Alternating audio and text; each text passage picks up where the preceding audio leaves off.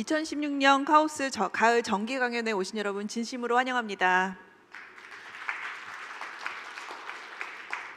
저는 오늘 강연 진행을 맡은 박민아입니다. 저희 강연이 총 10회로 구성되어 있는데요. 오늘이 벌써 8번째 강연입니다. 저희가 강연을 계속하면서 설문조사를 해서 어떤 강연이 제일 듣고 싶으세요? 이런 질문을 많이 했었는데요. 많은 분들께서 바로 이 오늘의 주제 바다 심해에 대해서 듣고 싶다라고 말씀을 해주셨습니다. 그래서 오늘은 한국해양과학기술원 김웅서 박사님을 모시고서 심해에 대한 재밌는 얘기를 들어보도록 하겠습니다. 자, 오늘 강연을 해주실 강연자를 모시겠습니다. 김웅서 박사님 큰 박수로 환영해 주십시오. 제가 오늘 강연할 주제는 깊은 바다, 심해에 대한 내용입니다. 심해의 환경은 어떤지, 그리고 과학자들이 심해를 탐사하기 위해서는 어떤 장비가 필요한지, 그리고 심해에는 어떠한 생물들이 사는지에 관한 내용입니다.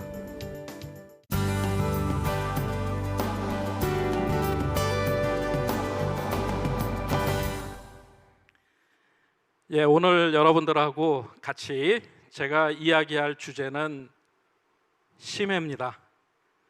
아주 깊은 그런 바닷속입니다. 줄 베른이 쓴 해저 이말리라는 이런 책이 있습니다. 서울에서 바다를 볼 기회가 많지 않았죠.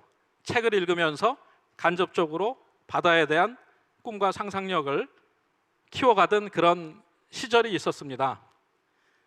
어렸을 때는 제일 흥미로웠던 게 바로 여기 있는 이런 큰 문어가 나타나가지고 잠수정을 이렇게 침몰을 시키려고 막 싸우는 이런 장면들이 가장 흥미로웠었죠.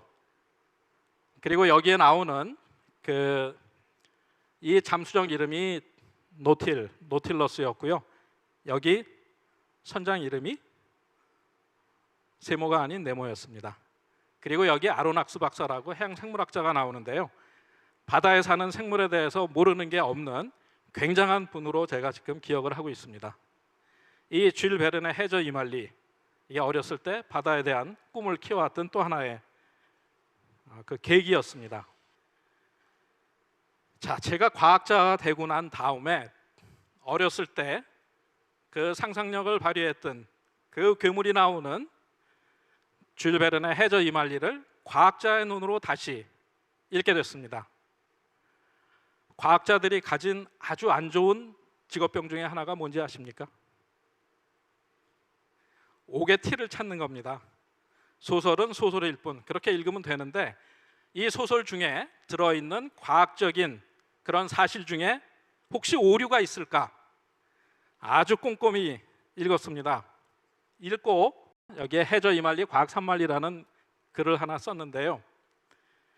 처음에 시작할 때는 105, 60년 전에 줄 베른이 바다에 대한 어떤 지식을 가지고 있었을까? 과학자의 눈으로 한번 검토를 해보자 시작을 했는데 다 읽고 나서는 결론은 어떻게 그 전에 지금 현대의 해양 과학자들이 알고 있는 것과 별반 다르지 않는 지식을 정말 많이 가지고 있었구나 하는 것을 알게 됐습니다. 여기 나오는 잠수정, 이 노틸, 이 위에 보면은 이 앵무조개라는 노틸이라는 생물입니다.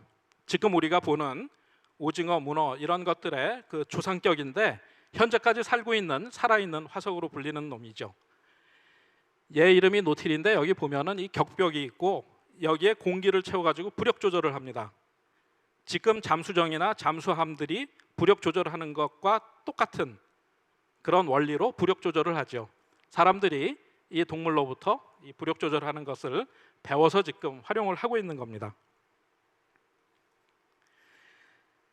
자, 이 대왕 오징어, 대왕 문어 이런 거 발견한 기록은 1500년대부터 지금 여태까지 약 한 200여 건이 쭉 기록으로 남아 있습니다. 그런데 최근까지만 해도 이 대왕 오징어가 살아있는 거를 본 사람이 없었습니다.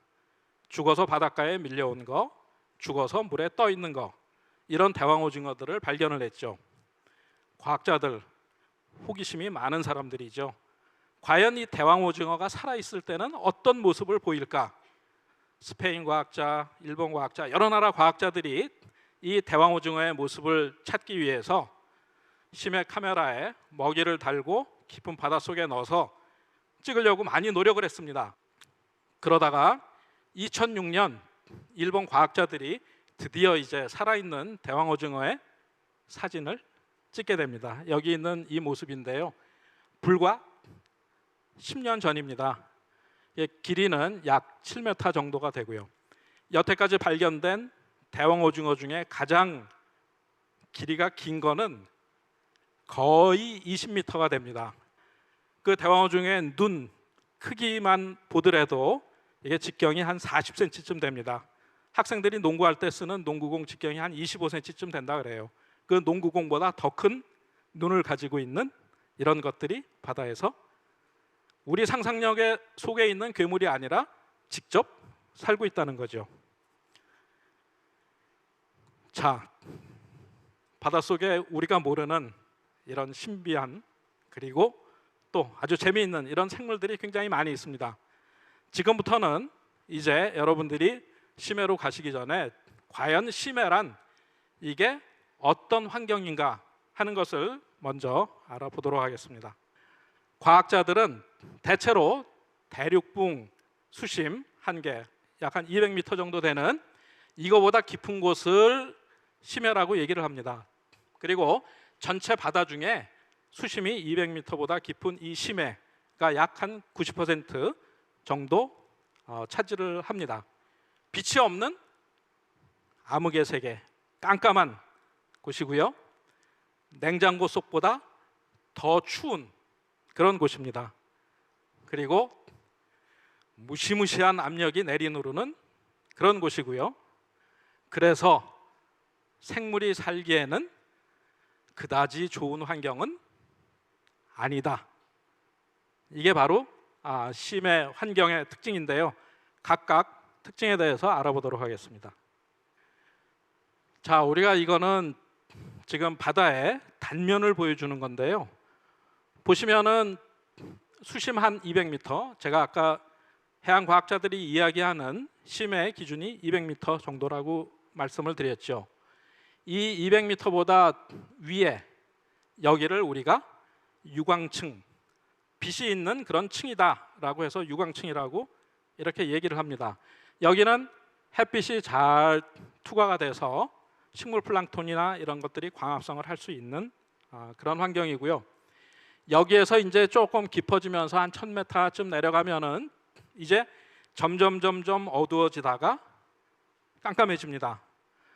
물론 이제 이렇게 빛이 흡수돼서 점점 없어지는 거는 장소나 이런 데 따라서 다릅니다. 우리나라 서해안처럼 이렇게 육지에서 뻘이나 이런 것들이 많이 들어와서 물이 탁한 곳 이런 데는 보통 한 30-40m만 내려가면 벌써 어둑어둑해져서 잘 안 보이는 그런 정도지만 육지에서 굉장히 먼 바닷물이 굉장히 깨끗한 곳 이런 곳에 가면은 약 1000m까지도 그 아침에 동력이 틀 때처럼 어스름한 빛이 남아있는 그런 정도가 됩니다.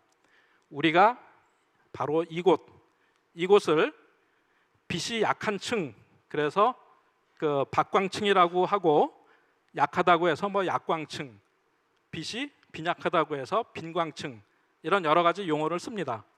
이렇게 빛이 점점 줄어들다가 보통 이제 1000m 밑으로 내려가면 이제 완전히 깜깜한 이런 그 암흑의 세계가 되죠. 여기서 우리가 볼 수 있는 빛이라고는 여기에 사는 해양 생물들이 발광을 해서 미친 게 아니고요. 빛을 내서 깜빡깜빡거리는 그 불빛, 그리고 경우에 따라서는 이 심해에서 화산 활동이 일어나 가지고 마그마가 분출이 된다든지 할 때 나오는 그 희미한 빛, 이런 거를 제외하고는 여기에는 빛이 없는 깜깜한 이런 암흑의 세계입니다. 그렇다면 깊은 바다로 들어가면서 수온은 어떻게 바뀔까? 아까 냉장고 속보다 더 춥다 그랬는데 과연 심해는 추울까? 자, 여기를 보시면 이게 수심입니다. 그리고 이게 온도고요. 보면은 우리가 S자를 거꾸로 쓴 것 같은 이런 그 그래프가 그려집니다. 이 수심이 낮은, 여기 보면은 햇볕에 의해서 이렇게 바닷물이 덮여지고 온도가 높고요. 보면 깊이 어느 정도 들어가더라도 온도가 거의 안 변합니다. 여기는 이제 바람도 불고 표층에는 바닷물이 잘 섞여 가지고 거의 그 온도가 일정하게 이렇게 유지가 되고요. 그러다가 조금 더 내려가면 수심이 깊어지면서 온도가 확 떨어지는 이 부분이 있습니다. 보통 먼 바다에서는 한 200m에서 1000m 사이쯤 되면은 내려가면서 수온이 갑자기 낮아집니다. 여기를 우리가 수온 약층이라고 이렇게 얘기를 합니다. 그리고 더 밑에 내려가면 이제 이 밑에는 바닷물을 덮여줄 수 있는 열원이 없죠. 여기는 아주 찬 그 바닷물이 있습니다. 우리가 태평양 밑바닥을 가면은 바닷물 온도가 약 한 1도 정도 되고요. 우리나라 동해 수심이 최대 수심이 한 4,000m 정도 되는데 우리나라 동해 같은 경우에는 맨 밑바닥 바닷물이 1도보다도 더 낮습니다. 보통 한 0.5도 미만으로 굉장히 거의 0도에 가까운 이런 바닷물들이 바닥에 있고요. 자, 이 수온 약층이라는 게 사실은 심해 생태계에서 굉장히 중요한 역할을 하는데요. 여러분들 물하고 기름하고 섞어 놓으면 두 개가 밀도 차이가 크지요. 기름이 물하고 딱 분리되는 그 선이 아마 뚜렷하게 보이실 겁니다. 이 바닷물도 이 위에 따뜻하고 가벼운 물, 이 밑에 그 차고 무거운 물이 이 수온 약층을 중심으로 구분이 되어 있습니다. 그러면 이제 산소가 녹아 들어가는 거, 뭐 영양염이 여기 섞이는 거, 이런 모든 것들이 차단이 돼서 생태계에 굉장히 큰 역할을 영향을 미치게 되죠. 우리가 바다를 얘기할 때 태평양, 대서양, 인도양 뭐 이렇게 구분을 해서 이야기를 하죠. 그렇지만 이 바다들이 다 나눠져 있나요? 그렇지 않죠. 하나로 다 원오션이죠. 다 통합니다. 이 과학자들이 밝혀낸 사실 중에 하나, 여기 보면은 대서양의 이 북쪽 그린란드가 여기 있고요. 이쪽에 그 찬 바닷물이, 차고 무거운 바닷물이, 극지방이니까 당연히 물이 차겠죠.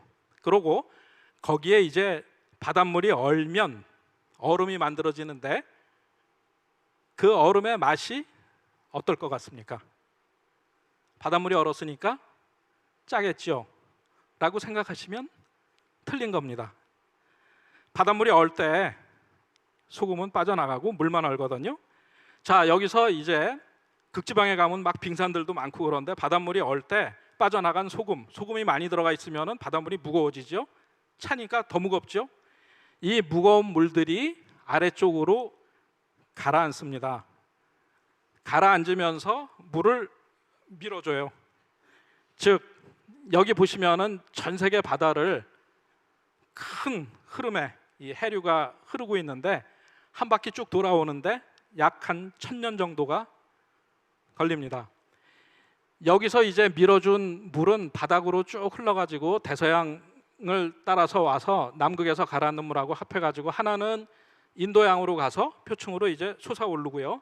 그 물은 다시 대서양으로 표층을 따라서 흘러가고, 일부는 쭉 남극 대륙을 따라가지고 이 태평양으로 들어와가지고 태평양에서 솟아올라가지고 다시 표층을 해가지고 인도양을 거쳐서 대서양으로 올라갑니다. 이렇게 전 세계 바닷물이 이렇게 쭉 흐르는데요. 여러분들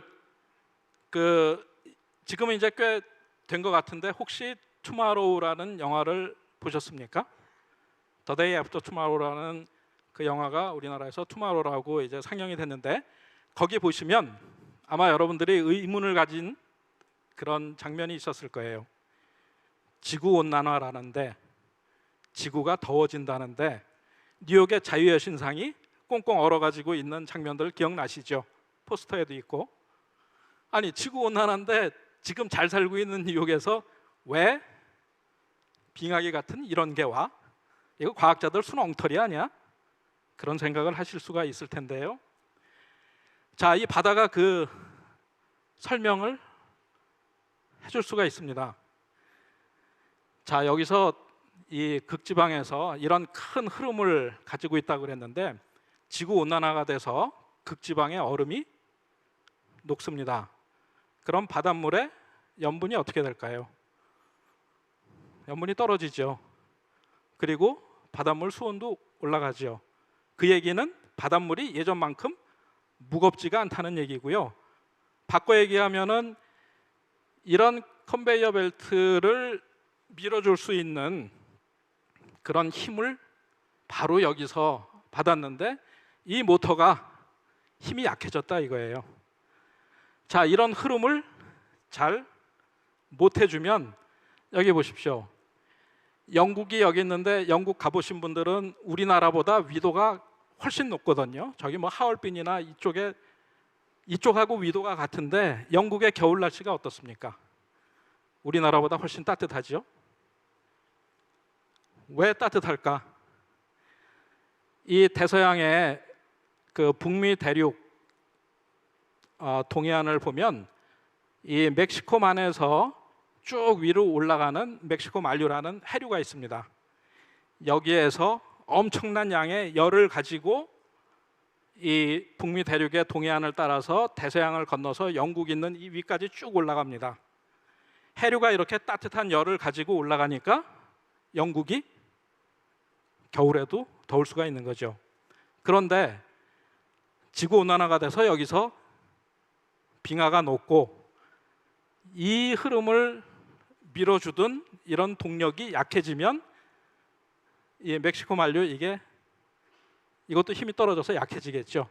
밑에서 열을 위로 공급을 못 해줍니다. 그러면 추워질 수가 있는 거죠. 그래서 우리가 지구 온난화가 되면 지구 전체가 다 더워진다고 생각을 하시는데 그건 아니고요. 지역에 따라서 지구 온난화가 돼도 더 추워지는 그런 것도 생길 수가 있습니다. 자, 이제 세 번째 압력에 대한 얘기인데요. 학창 시절에 이 그림은 다들 보셨을 겁니다. 통에다가 물을 넣고 구멍을 쭉 이렇게 뚫으면 밑에 뚫은 구멍을 통해서는 물이 아주 세차게 뿜어져 나오죠. 위에는 힘이 없고요. 자, 왜 그렇습니까? 여기에는 물의 무게 때문에 압력이 많이 걸려서 물이 멀리 나갈 수가 있죠. 우리가 바닷속을 들어가면 10m 들어갈 때마다 그 물의 무게 때문에 1기압씩 압력이 커집니다. 우리가 지금 살고 있는 이 공간은 공기 무게를 우리가 1기압을 받으면서 살고 있죠. 이렇게 바다 쭉 깊이 들어가면은 10m 들어가면서 1기압씩 높아지는데 바다 중에 가장 깊은 마리아나 해구는 깊이가 약 11,000m쯤 됩니다. 그러면은 거기에는 1,100기압의 압력이 걸리는 아주 무시무시한 압력이 걸리는 그런 곳인데요. 자, 이거는 그 저희들이 해미레를 이용해 가지고 스타이로폼에다가 그림을 그려서 직접 바닷속에 들어갈 때 이게 어떻게 변하는지 하는 거를 보여주는 그런 동영상인데요. 자, 이 그림이 어떻게 되나 보십시오. 이게 지금 6배속으로 되는 거거든요. 자, 바닷속으로 깊이 들어가면서 이게 거의 한 50cm쯤 되던 그런 스타이로폼이었었는데 어떻습니까? 점점 쪼그라들죠. 자, 이거 야구 선수들이 쓰는 알루미늄으로 되어 있는 야구 방망이거든요. 굉장히 튼튼하잖아요. 잠수정에 매달고 1000m까지 안 내려가더라도 이 야구 방망이가 이렇게 칼처럼 납작하게 쭈그러듭니다. 여긴 정상적인 거고요. 수압이 이렇게 무시무시한 환경인데요. 자, 이렇게 우리가 심해라는 환경이 빛도 없이 깜깜하고 그 다음에 냉장고 속보다 더 춥고 압력도 무시무시하고 이르니 생물들이 살기 좋은 곳은 아니죠. 그래서 보면 이게 제가 5,000m 넘는 태평양 밑바닥에 북동 태평양의 지금 바닥의 모습입니다. 바닥의 모습인데 여기 보면은 이 동글동글한 것들이 있죠. 이게 뭐냐면 망간단괴라는 광물 덩어리인데요. 여기 코발트, 니켈, 구리, 망간 이런 금속이 많이 들어있어서 심해적 광물 자원으로 개발을 하려고 하는 거고요. 제가 오늘 여러분한테 보여드리기 위해서 그 망간단계 덩어리를 북동 태평양에서 가져온 그런 그 망간단계를 직접 보여드리겠습니다. 여기 보면 작은 거는 이제 한 콩알만 하고요. 큰 거는 뭐 수박덩이, 작은 수박덩이만한 이런 것까지 돼 있습니다. 근데 과학자들이 어떤 걸 알고 있냐면요, 이 망간 단계가 물속에 녹아있던 금속들이 이제 침전이 되면서 점점 커집니다. 자라거든요. 자라는데 과학자들이 이 자라는 속도를 알고 있습니다. 평균 100만 년에 약 6mm 정도 이게 자랍니다. 100만 년에. 자, 여러분들, 제가 들고 있는 이 망간 단계, 이게 직경이 약 한 12cm 정도 되거든요. 그러면 이 망간 단계가 얼마나 오래됐을까요? 상상이 되시죠? 2천만 년이죠. 지금 여러분들은 2천만 년 전에 만들어지기 시작한 덩어리를 보고 계시는 겁니다. 2천만 년입니다.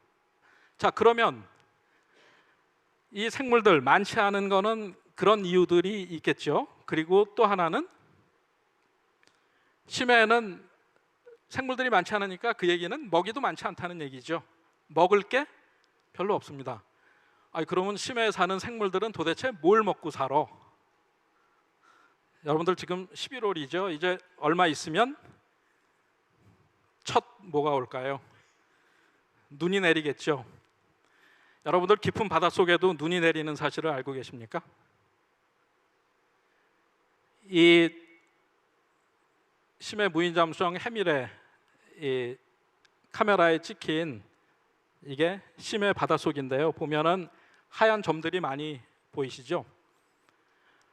이것들을 우리가 바다눈이라고 하는데, 바닷속에 들어가 있으면 위에서 그 생물들이 죽은 그런 사체들이 이제 분해되면서 아래쪽으로 쭉 가라앉습니다. 이게 마치 하늘에서 눈이 내리는 것처럼 보여요. 그래서 과학자들은 이걸 바다눈이라고 하는데, 이게 바로 심해에 사는 생물들의 중요한 먹이원입니다. 이거를 먹고 사는 거죠. 생물들이 많지 않은데요. 그런데 보면 유난히 안 그런 데가 있습니다. 사막에 오아시스 같은 곳이 있는데요. 바로 열수 분출공 주변에 보면 이렇게 입추의 여지 없이, 송곳 하나 들어갈 자리가 없이 이렇게 생물들이 바글바글하게 사는 곳이 있는데, 그렇다면 도대체 얘네들은 뭘 먹고 사느냐? 우리가 이런 생물들이 사는 곳을 열수 분출공이라고 합니다. 열수, 뜨거운 물이 솟아나오는 구멍이다라는 얘기인데요. 해저 지각을 보면 갈라진 틈으로 바닷물이 스며들었다가 마그마에 의해서 덮여져 가지고 다시 솟아나오는데, 이때 이제 지각에 있던 여러 가지, 우리가 여기 보면은 뭐예요? 은도 있고 막 금도 있고, 이런 우리가 귀금속이라고 부르는 이런 금속들이 이 뜨거운 물에 녹았다가 나오면서, 아까 굉장히 춥다 그랬죠? 찬물을 만나가지고 침전이 돼서 여기에 이렇게 쭉 쌓이게 됩니다. 그래서 이 굴뚝을 통해서 나오는 이 연기, 여기에 이제 황화수소 이런 것들이 많이 들어있는데, 이거를 가지고 화학합성을 하는 그런 세균들이 많이 있어서 마치 육상에서 식물이 광합성을 해서 영양분을 스스로 만들어서 그거를 초식동물이 먹고 육식동물이 먹고 생태계가 유지되듯이, 여기에는 바로 이런 그 화학물질을 가지고 합성을 하는 세균들이 있기 때문에 이걸 근간으로 생태계가, 저렇게 많은 생물들이 존재할 수가 있었던 겁니다. 자, 그럼 이제 우리가 깊은 바닷속으로 들어가려면은 장비가 있어야지. 아까 그 야구방망이도 막 쭈그러드는 판에 사람이 맨몸으로 들어갈 수는 없겠죠. 우리가 물속으로 들어가려면 가장 쉬운 방법, 스쿠버 다이빙 있죠. 스노클링은 뭐 거의 한 2, 3m 정도. 그리고 스쿠버 다이빙 이런 장비를 이용을 하면은 보통 한 3, 40m까지 들어갈 수가 있습니다. 자, 이거보다 더 깊이 들어가려면은 우리가 대기압 잠수복이라는 게 있는데요. 말 그대로 이 안에 사람이 들어가면 암만 깊은 바닷속에 들어가더라도 우리가 대기 중에서 느끼는 압력만 느끼는 그런 대기압 잠수복이 있습니다. 실비아 어리라는 미국의 해양생물학자가 1979년에 하와이 오아후 섬 옆에 수심 350m에서 2시간 반 동안 태평양 바닥을 이 대기압 잠수복을 입고 산책을 즐겼습니다. 이거보다 더 깊이 들어가려면 이제 잠수정이 필요합니다. 잠수정에는 사람이 탈 수 있는, 사람이 직접 타고 들어갈 수 있는 유인 잠수정도 있고요. 그 다음에 사람이 들어가는 게 아니고 케이블을 연결을 해서 배 위에서 원격으로 조정을 할 수 있는 원격 조정 그 무인 잠수정, 우리가 ROV라는 하는 이런 것들이 있고요. 그 다음에 이거는 이제 사람이 타고 들어갈 수 있는 이런 잠수정입니다. 그런데 모든 나라가 다 가지고 있는 게 아니고요. 현재까지 5나라만 가지고 있습니다.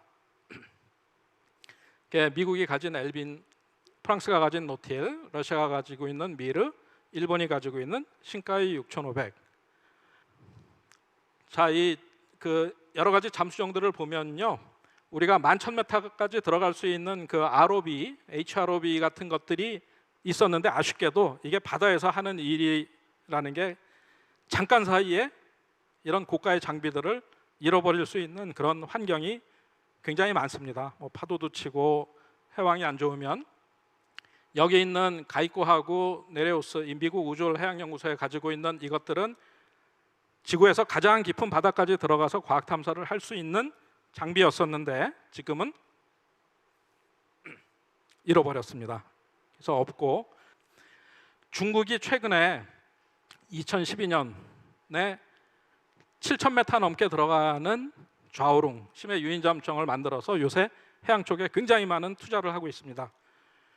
중국이 해양 불기, 해양으로 나라를 일으키겠다는 의지가 굉장히 대단하고요. 과학자 입장에서는 굉장히 부러운 점이 많이 있습니다. 이렇게 7,000m 들어가서 성공을 했고, 그 이외에도 지금 가장 깊은 곳으로 들어갈 수 있는 잠수정을 또 개발을 하고 있고요. 일본이 가만히 있을 리가 없죠. 일본도 2015년에 아사히 신문에 2020년대 후반까지 이렇게 가장 깊은 바다까지 들어갈 수 있는 잠수정을 개발하겠다라고 이렇게 발표를 했습니다. 하나 특이한 거는 이렇게 사람이 탈 수 있는 거주구가 2개가 있다. 공간이 조금 넓어지는 거죠. 그러면은 조금 편하게 과학자들이 탐사를 할 수도 있을 겁니다. 자, 이게 이제 전 세계적으로 가지고 있는 심해 유인 잠수정을 보유한 나라인데요. 미국, 프랑스, 러시아, 일본, 중국이 지금 가지고 있습니다. 그러면 우리나라는 1986년에 해양 250, 이름에서 아마 느끼셨겠지만 250m까지 들어갈 수 있는, 사람이 타고 해양 250을 만든 적이 있고요. 그 다음에 6,000m까지 들어갈 수 있는 해미레를 만들었습니다. 그래서 우리나라가 보유하고 있는 거는 지금 이런 ROV 무인 잠수정을 가지고 있고요. 우리나라도 심해 유인 잠수정 개발 계획이 있습니다. 추진을 해왔는데 미래창조과학부 기술성 평가는 통과했는데 지금 경제성 평가를 통과를 못해서 이게 심해 환경보다 더 어려운 지금 난관에 봉착해 있습니다. 이거는 우리가 아까 보신 우리가 만든 해미레 가지고 탐사를 해서 찍은 영상인데요. 보시면은 이게 수심이 지금 3,000m가 조금 넘는 곳입니다. 그리고 괌 옆에 마리아나 해저 분지에서 찍은 열수 분출공, 뜨거운 물이 아까 솟아나오는 그런 곳이 있다 그랬죠. 여기 보시면 높이가 한 이게 4, 5m가 되고요. 뜨거운 물이 나오면서 녹아 있던 것들을 이렇게 침전을 시켜가지고 굴뚝 모양이 되고 여기에 이렇게 시커먼 연기가 피어오르고 이 주변에는 다른 데보다 생물들이 굉장히 많이 살고 있습니다. 자, 열수 분출공에 사는 생물들인데요. 제가 그때 잠수정으로 채집한 그 생물들 표본을 만든 거를 지금 가지고 나왔습니다. 그래서 보시면은 아까 여러분들이 그 화면에서 보시던 이렇게 눈이 먼 개라든지 새우부치 이런 생물들이 그 열수분출공 주변에 아주 빼곡하게 그 모여 사는 거를 보실 수가 있습니다. 자, 이거는 저희들이 작년에 동해 탐사 나갔을 때 해미레로 찍은 영상인데요. 우리가 많이 먹는 이 오징어, 이 빛을 쪼여줬더니 호기심에 와가지고 뭔가 하고 들여다보는 게 찍혔고요. 말미잘이라든지 그 어민들이 버린 이 어구에 말미잘들이 이렇게 다닥다닥 붙어 있는 이런 영상들도 저희들이 얻었고요. 이거는 이제 제가 그 탐사했을 때인데 흰머리도 하나 없이 굉장히 10년 전이라 굉장히 젊게 보입니다. 프랑스에 노티를 타고 갔다 왔고요. 갔다 온 것은 바로 여기에 북동태평양에 해저 평원이 있는 이런 곳이고 수심이 5,000m가 넘는 곳입니다. 그리고 그때 이제 찍었던 이런 사진들이고요. 이 기록을 이 책에 남겨뒀습니다. 자, 그럼 이제 마지막으로 이런 심해에는 어떤 생물들이 살까를 한번 살펴보겠습니다. 우리가 바다에 사는 생물은 이 환경에 따라서 또 생물들을 분류를 하는데요. 아마 여러분들이 많이 들어보셨겠지만 이 물에 떠서 사는 생물, 우리가 플랑크톤이라고 하는 이런 부유 생물이 있고요. 이렇게 보면은 아주 작은 거는 한 10마이크론 정도, 우리 눈에는 안 보이고요. 이거는 전자현미경으로 찍어놓은 모습입니다. 굉장히 아름답게 생겼죠. 우리 눈에 안 보이는 것들이 1ml 안에 많게는 뭐 수십만 개, 엄청 많은 숫자가 있습니다. 이것들이 다 바다에 사는 생물들을 먹여 살리는 거죠. 광합성을 해서. 그리고 이제 그거를 먹는 이런 동물 플랑크톤들이 있고요. 그 다음에 우리가 또 바다에 사는 건 이렇게 헤엄쳐서 사는 생물들, 우리가 유형생물이라 그러는 것들이 있고요. 유형생물은 우리가 헤엄치니까 물고기라고 생각을 하시겠지만 보면은 어류뿐만 아니라 바다거북이나 바다뱀 같은 파충류, 그 다음에 조류 바다새, 뭐 고래나 돌고래, 오징어, 새우 이런, 그러니까 물을 거슬러 가지고 유형 능력이 뛰어난 놈들을 우리가 유형생물이라고 이렇게 얘기를 합니다. 그 다음에 바닥에 사는 생물은 바닥을 서식지로 살고 있는 것들이고요. 자, 심해에 사는 생물의 특징. 그러면 심해에 사는 생물들 보면은 어둡고 푸른 빛에 적응해가지고 몸이 투명하거나 붉은색이 많고요. 또 빛이 약하거나 없는 것에 적응하기 위해서 눈이 아주 발달했거나 퇴화되고, 그 다음에 먹이가 부족해서 큰 입과 날카로운 이빨을 가지고 먹이를 잘 잡아먹게 이렇게 적응이 되어 있고요. 또 먹이가 부족하기 때문에 많이 돌아다니지 않고 자기 에너지를 최소화하는 그런 동물들이 많고요. 그 다음에 수압에 적응하기 위해서 불해가 없고 대신 가벼운 물질로 부력 조절을 하는 것들이 있고, 개체수가 많지 않기 때문에 번식 방법이 굉장히 특이합니다. 또 암흑의 세계이기 때문에 스스로 빛을 내는 이 발광을 이용하는 경우가 있고요. 자, 심해 생물을 보면은 붉은 색깔의 빛이 많은데, 여러분들 붉은색을 파란색 셀로판지로 통해서 보면은 어떻게 보입니까? 까만색으로 보이죠? 이 심해 생물들이 붉은색이 많은 거는 이 어스름한 그 파란색이 지배적인 환경에서 포식자 눈에 잘 안 띄고요. 그 다음에 이렇게 몸이 투명한 놈들이 많습니다. 그 요새 유행하는 시스루 룩의 원조가 바로 심해 생물입니다.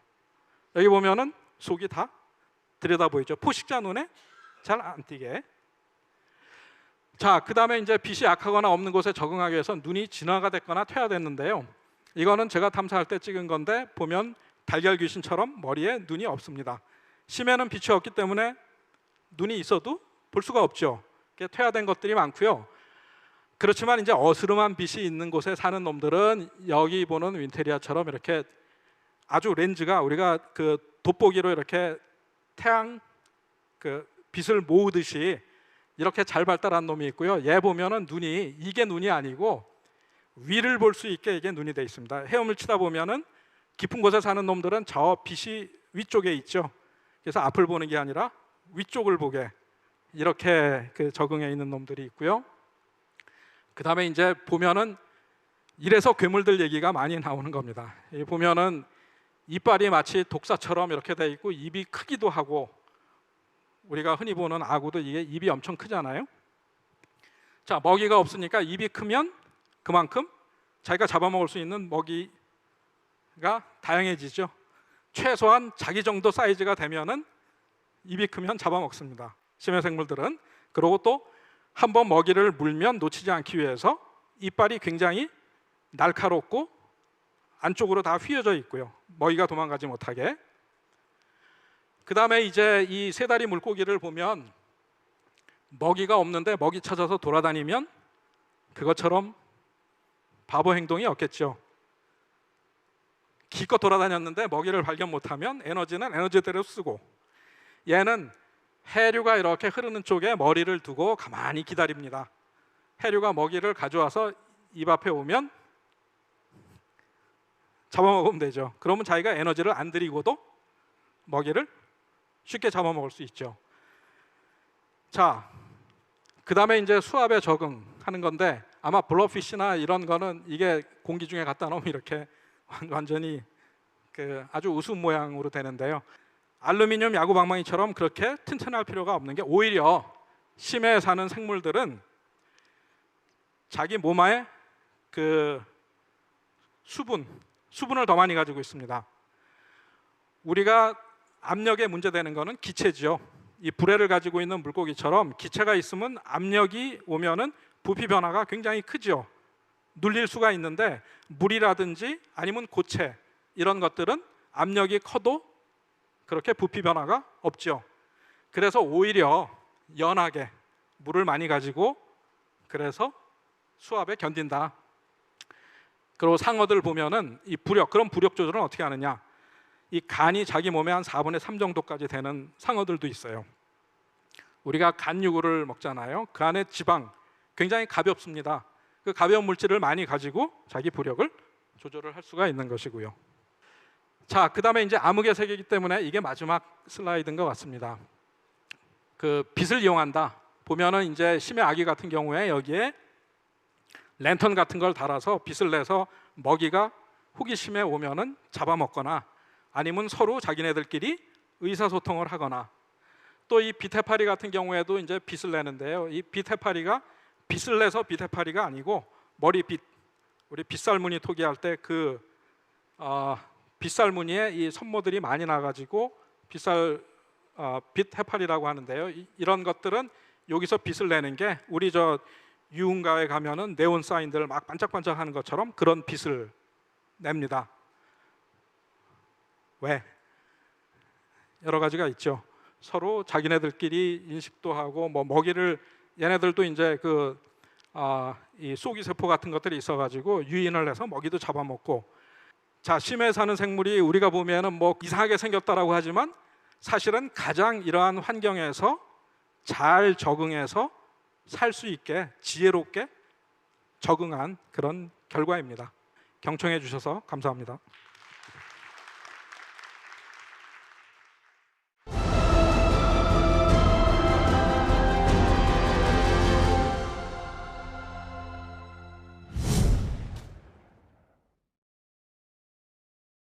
예, 오늘 아주 심해에 대해서, 신비로운 세상에 대해서 많이 들었고요. 여러분들, 그리고 이 강연을 들으신 많은 분들께서 그런 그 과학적인 사실들과 그리고 예술적 상상력을 결합하는 그런 일들이 많이 이루어졌으면 하는 생각이 들었습니다. 다음 주에 김경렬 광주과기원 석재 교수님께서 인류세, 지구의 미래를 걱정한다라는 주제를 가지고 드디어 인류세라는 개념에 대해서 강연을 해주실 생각입니다. 그리고 패널은 연세대학교 사회환경시스템공학부의 강호정 교수님과 그리고 경희대학교 우주과학과의 이정은 교수님이 나와서 같이 얘기해 주실 예정입니다. 많이 또 참여해 주셔가지고서 많은 질문해 주시기 바랍니다. 예, 오늘 이것으로 강연 마치겠습니다. 감사합니다.